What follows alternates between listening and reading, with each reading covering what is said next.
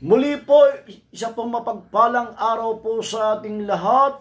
Ako po muli si Brother Mike. Bakit po nagagalit ang ating Diyos o bakit po napupuot ang ating Diyos sa mga tao? Hayaan po natin basahin ang mga talata na kanyang utos nung panahon ni Moises. Ayon po sa Exodus chapter 20, verse 3 hanggang 5, ay ating babasahin ang kanyang mga bilin o utos na wag gagawin ng tao. Ang sabi po sa verse 3, huwag kang sasamba sa ibang Diyos maliban sa akin. Verse 4, huwag kang gagawa ng imahen. Verse 5, huwag kang lumuhod sa gawa ng kamay ng tao para ito ay sambahin. Ito pala ang mga talatang kung bakit ang Diyos ay nagagalit o napupuot sa mga taong ito, sapagkat ang mga taong ito ay gumawa ng isang imahen ng ating Diyos o gumawa sila ng isang tinatawag na Diyos-Diyosan. Ito po ang kanilang sinasamba. Sila po rito ay lumuluhod at dumadalangin sa gawa ng kamay ng tao. Ito po ay mga bato, mga kahoy. Diyan po nagagalit ang ating Diyos, sapagkat ang ating Diyos ay manibuguhin. Ayaw ng ating Diyos na mayroong ibang Diyos, sapagkat siya lang ang tunay na Diyos, sapagkat siya lang ang gumawa sa atin. Ayon po sa Korinto, chapter 10, verse 20, 1 Korinto, ang mga taong ito, ang mga pagano, ay nag-aalay ng kanilang handog sa mga demonyo. Ang mga sumasamba sa mga Diyos-Diyosan o mga naghahandog sa mga Diyos-Diyosan, sila pala ay sumasamba at naghahandog sa demonyo. So maliwanag mga kapatid, kaya nagagalit ang ating Diyos, napupuot, sapagkat ang mga tao ay sumuway sa utos ng ating Panginoon na wag gagawa ng imahen ng Diyos,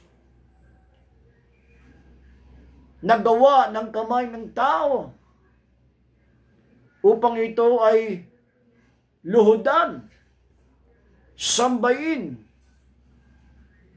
Ayaw na ayaw ng Diyos. Ang mga taong ito ay walang takot sa harapan ng Diyos. Hindi nila alam, ayon kay Pablo, 1 Corinto chapter 10, verse 20, sila pala ay naghahandog sa dyablo. Sila pala ay sumasamba sa demonyo. Hindi po sa tunay na Diyos.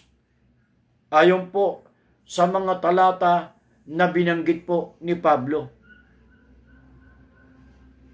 Hindi po yan ang tunay na Diyos na dapat sambahin at dapat luhudan. Ano ba ang tunay na Diyos?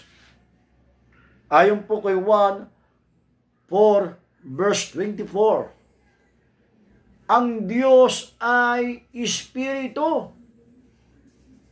Pag sinabing Espiritu, ito po ay hindi nakikita. ito po ay hindi nahihipo. Higit sa lahat, ito po ay hindi pwedeng buhatin. Sapagkat ang Diyos ay hindi nakikita. Ngunit, siya ay buhay. Siya ay makapangyarihan.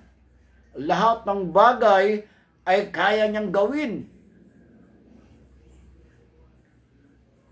Kaya sabi sa Hebreo 11:1, kung ikaw ay sumasampalataya, dapat ikaw ay sumasamba sa Diyos na hindi nakikita. Kung ikaw ay mayroong pananampalataya, dapat ikaw ay nagtitiwala sa mga hindi nakikita. Tulad ng ating Diyos na hindi nakikita. Pero siya ay laging nandiyan, nakatingin sa atin, upang tayo gabayan, upang hindi mapahamak. Pero ang mga tao ay tumalikod sa Diyos. Sila ay sumaway sa mga utos ng Diyos.